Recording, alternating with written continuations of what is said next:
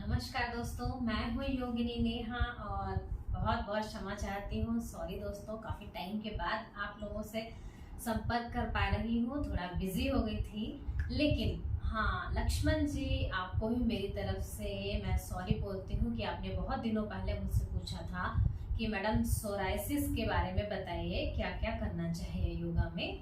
तो आज मैं आपके टॉपिक के लिए ही मैंने वीडियो बनाया है, सोराइसिस। तो पहले तो जानते हैं कि सोराइसिस होता क्या है। सोराइसिस क्या है? एक स्किन से रिलेटेड, एक त्वचा से रिलेटेड ये एक समस्या है जो कई लोगों को हो जाती है। मोस्टली ज्यादातर देखा गया है कि वो हथेली में हो जाती है, लाल लाल या थोड़े से डार्क ब्राउन कलर के, कत्थई कलर के, रेड कलर के, वो एक स्पॉट जैसे, दाग जैसे पड़ जाते हैं। कभी हथेलियों में, कभी आपके पैरों में नजर आएंगे, कभी हाथ में नजर आएंगे। तो इसको बोलते हैं सोराइसिस। त्वचा से रिलेटेड ये समस्या है। तो इसका इलाज क्या है? पहली बात तो हमें इलाज से पहले ये जानना चाहिए कि इसका कारण क्या है, सोराइसिस क्यों होता है। तो सोराइसिस का सबसे बड़ा कारण तो एक है कि स्ट्रेस, तनाव। अगर आपको स्ट्रेस रहता है, तनाव रहता है, तो भी सोराइसिस आपको हो जाएगी। क्यों हो जाएगी? उसका कारण और क्या बनता है कि जब आप स्ट्रेस में रहते हैं तो आपका पेट साफ नहीं होता है। पेट से रिलेटेड सबसे पहले समस्या होगी, लीवर में थोड़ी सी प्रॉब्लम हो जाएगी, या किसी किसी को आंतों से रिलेटेड कोई इश्यू हो जाएगा, कभी कॉन्स्टिपेशन हो जाएगा, या कभी लूज मोशन होने लगेंगे। तो इस तरीके की समस्याएं जब होने लगती हैं तो इसका सबसे बड़ा कारण होता है एक स्ट्रेस, तनाव। अगर तनाव है तो जब ये चीजें हैं तो आपका जब ब्लड सर्कुलेशन अच्छा नहीं होगा, ब्लड क्लीन नहीं होगा पूरी तरीके से बॉडी में, तो फिर ये जो चीजें अंदर हैं वो बाहर हमको दिखाई देने लगती हैं। हमारे शरीर के ऊपर हमें चकत्ते से नजर आते हैं, दाग से नजर आते हैं, तो उसको बोलते हैं सोराइसिस। तो ये इसका सबसे बड़ा कारण है। दूसरा कारण है एक हमारी जो लाइफ स्टाइल है। अगर हेल्दी लाइफ स्टाइल आपकी नहीं है, कभी भी कुछ भी खा रहे हैं, तला भुना खा रहे हैं, एक प्रॉपर लाइफ स्टाइल नहीं है, तो भी ये चीजें होने की संभावना हो जाती है। तो ये तो हो गया कारण। अब जानते हैं इसको ठीक कैसे करें। वैसे एलोपैथिक में इसके बहुत कम इलाज है, इसका कोई प्रॉपर इलाज नहीं है। क्यों? क्योंकि इसकी जो मेन समस्या है वो यहाँ से है, और यहाँ से कहाँ जाती है? हमारे स्टमक में जाती है। स्टमक से वो बाद में हमें स्किन में ऊपर दिखाई देती है। तो इसकी जो जड़ है मेन, वो यहाँ है। तो हमें उसके लिए सबसे पहले तो मुद्रा करनी चाहिए। मुद्रा से, क्योंकि हमारा जो दिमाग है वो एकदम शांत रहता है। आप अगर कोई मुद्रा नहीं कर पा रहे तो नॉर्मली सबसे अच्छी मुद्रा होती है प्रणाम आसन। तो आप किसी भी स्थिति में, किसी भी एक अच्छे कंफर्टेबल पोज में बैठ सकते हैं, जमीन पर या चेयर पर, या जैसे भी आप चाहें। तो आप खड़े होकर भी कर सकते हैं। आप इस तरीके से दोनों हाथों को मिलाएंगे। आपके जो अंगूठे की जो टिप है वो भी अच्छी तरीके से टच हो जाए। तो इससे क्या होता है कि ईड़ा और पिंगला दोनों नाड़ियां आपस में जब टच होती हैं तो दोनों में ब्लड सर्कुलेशन इस तरीके से होता है कि वो हमारे ब्लड को क्लीन करते हैं। बस इतना ध्यान रखना है कि जो प्राणायाम आसन हम कर रहे हैं ये प्रॉपर हो, हमारी एल्बोज एकदम सीधी रहे, और ये हमारे चेस्ट से टच नहीं होना चाहिए, चेस्ट से थोड़ा अलग दूर होना चाहिए। ये सबसे अच्छी मुद्रा है। आप चाहें तो आंख बंद करके फोकस कर सकते हैं अपनी मुद्रा पर या अपनी सांस पर। ये सबसे इजी तरीका है। इसको डेली आपको करना है 15 से 20 मिनट, सुबह नहीं 15 मिनट तो 10 मिनट तो कर ही लीजिए, और शाम को भी टाइम है तभी भी कर सकते हैं। और अगर आप ये नहीं कर पा रहे, ये थोड़ा सा बोरिंग लगता है लोगों को वैसे योगा में ऐसा होता नहीं है। अगर आप सांस पर ध्यान देंगे तो बोरिंग कुछ नहीं है। तो फिर आप अपने इनर सोल की तरफ जा रहे हैं, एक अलग ही दिशा में जा रहे हैं।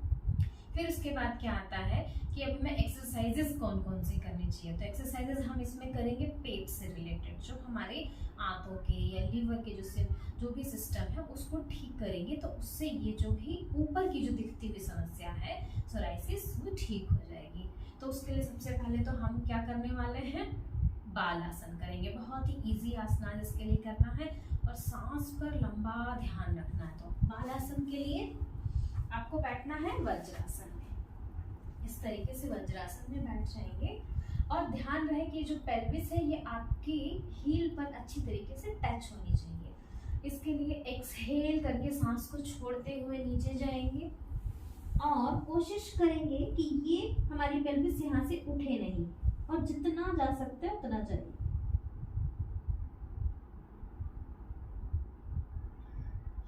तो इस तरीके से आपको ये बालासन करना है। और इसमें कोशिश करें कि आपके फोरहेड को नीचे टच कर लें। अगर हो जाता है तो बहुत ही अच्छी बात है, इससे आपके पेट पर थोड़ा सा प्रेशर पड़ेगा। इसे आपको 5 से 10 बार डेली करना है, ठीक है। एक तो हो गया हमारा ये आसन। दूसरा हम क्या कर सकते हैं, इसके लिए हम करेंगे दूसरा पवन मुक्त आसन, जिससे पेट से रिलेटेड और भी जो भी समस्याएं हैं वो सब ठीक हो जाएंगी।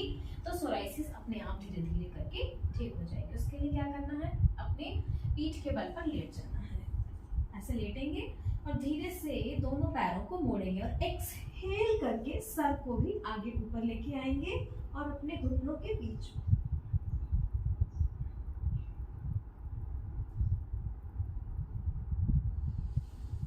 फिर इनहेल करके छोड़ देंगे।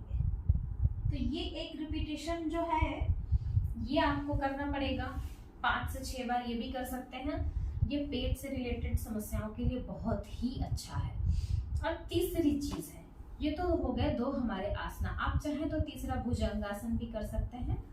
भुजंगासन के लिए आप इस तरीके से लेट जाएंगे स्टमक के बल पर और हाथों को, दोनों हथेलियों को अपने चेस्ट के पास रखेंगे और इनहेल करके ऊपर आएंगे। 30 डिग्री तक ही आना, ऐसे पूरा ऊपर नहीं आना है, अपनी नाभि तक ही ऊपर आना है। होल्ड करेंगे और फिर धीरे से नीचे जाएंगे।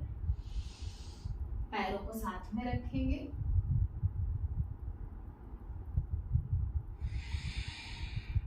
और सांस को छोड़ते हुए नीचे, सांस को लेते हुए ऊपर आएंगे। तो ये हो गए हमारे आसनास जो हमें करने हैं, ठीक है। फिर उसके बाद अब आता है प्राणायाम। प्राणायाम कौन सा करेंगे, प्राणायाम हम करेंगे कपालभाति प्राणायाम। तो आप डेली इस तरीके से अपना एक सीक्वेंस बना सकते हैं कि पहले हम प्रणाम मुद्रा में बैठेंगे, फिर अपने आसनास करेंगे और फिर उसके बाद में हम बैठकर कपालभाति प्राणायाम करेंगे। तो डेली आप इस तरीके से एक पूरा पैटर्न बनाकर अपनी सोराइसिस को ठीक कर सकते हैं। कपालभाति के लिए क्या करना है, सिंपल तरीके से किसी भी एक मुद्रा में चाहे तो बैठ जाएं। आप इस तरीके से रिसीविंग मुद्रा, प्राप्ति मुद्रा जिसको बोलते हैं, रिसीविंग पोज, उसमें बैठ सकते हैं। और फोकस कहाँ करना होगा, अपना पूरा फोकस आपकी ध्यान यहाँ पर होगा, सांस के ऊपर। और सांस को छोड़ते हुए एक्सहेल करके अपने जो स्टमक है उसको अंदर सक करना है। और जो इनहेलेशन है, जो सांस लेने की प्रक्रिया है, वो अपने आप ऑटोमेटिक होगी।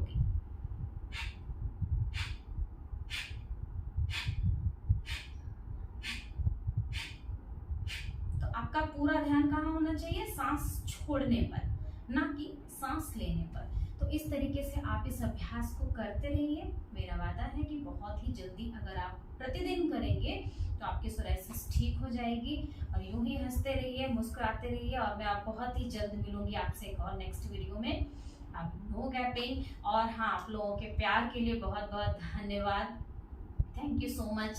Thank you.